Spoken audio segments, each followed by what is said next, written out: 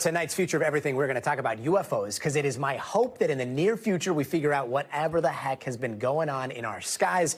And if you follow a lot of the UFO incidents involving the U.S. military, you might have seen a lot of people talking about several videos of what looks like a triangle seeming to hover over a base out of 29 Palms here in California. This was all released in the last day by documentary filmmaker Jeremy Corbell. Take a quick listen. Those are not aluminum rounds because aluminum rounds fall.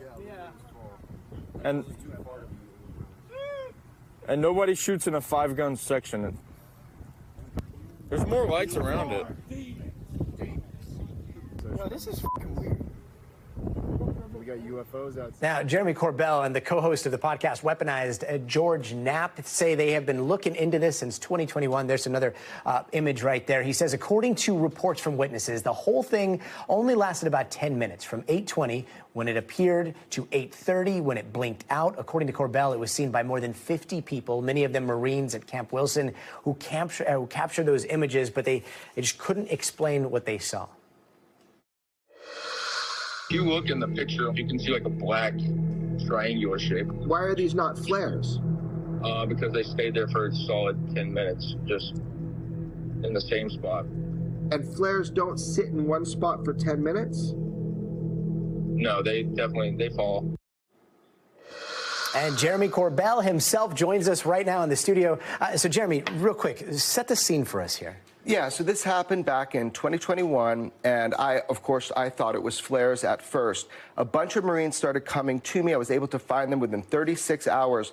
They saw a craft. So this is not something lights in the sky. They actually saw the body, the shape of the craft, and you see that in the low light photo. So they basically said, you know, what's going on? What is this? And I was worried about the reporting process. We dug into it for a number of years. Luckily, they shot up lumen flares, so you can see the difference of what a lumen flare is. And most flares, they last within 1 minute to 3 minutes max. This object, or I'll say craft because you can see the body of it, sat there from 10, some reports say up to 25 minutes unmoving. So this is why I thought it was important, bringing it out to the public, trying to crowdsource and figure out this UAP. It's just an unidentified. The point is we're trying to identify. And we're trying to identify something that happened over a military base with a lot of military service members all around. We reached out to the Pentagon. I know the Marine that you spoke to said that they ruled out flares, but the Pentagon tells us that there was an airspace tactics and instructor course happening around the same time, and there's video of that training. I think we have some of that video that has been declassified. You can see choppers through night vision. You can see tracer fire. You can see flares. And then right at the end, there are a couple of seconds showing something that's it's kind of in a similar shape to that triangle. Do you think that that could be the same thing? Some of this exercise that you're seeing right here, those appear to be flares, kind of in a triangle shape. Do you think that that could be what these Marines saw?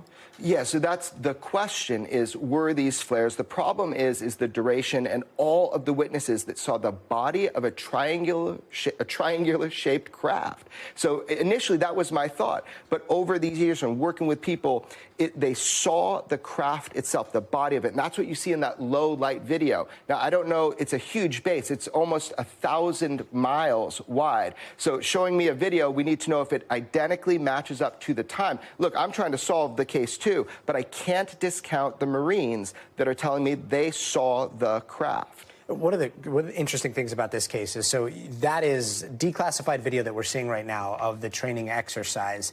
The Pentagon says that they had no report of UAP activity, and there is a procedure now for UAPs to be reported all the way up to the Pentagon. They're saying that there were no reports given.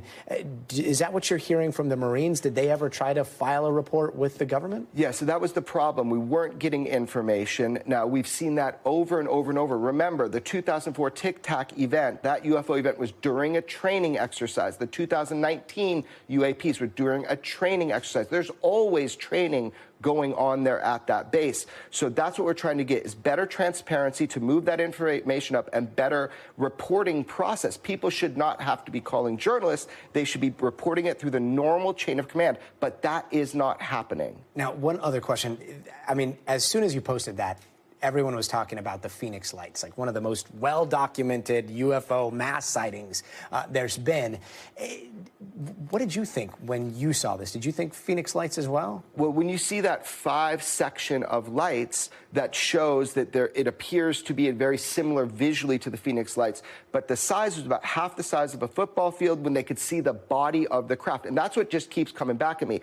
I want to know the truth, too. I want to see proper reporting. But that connection between an object in the sky with the Phoenix Lights is because of the body of the craft. You can see it in the low light photo. You can see it, and that's what the witnesses tell me. So I don't know, man. This is an unidentified. That's UAP. When you're reporting this stuff, you just got to try to figure out what it is. And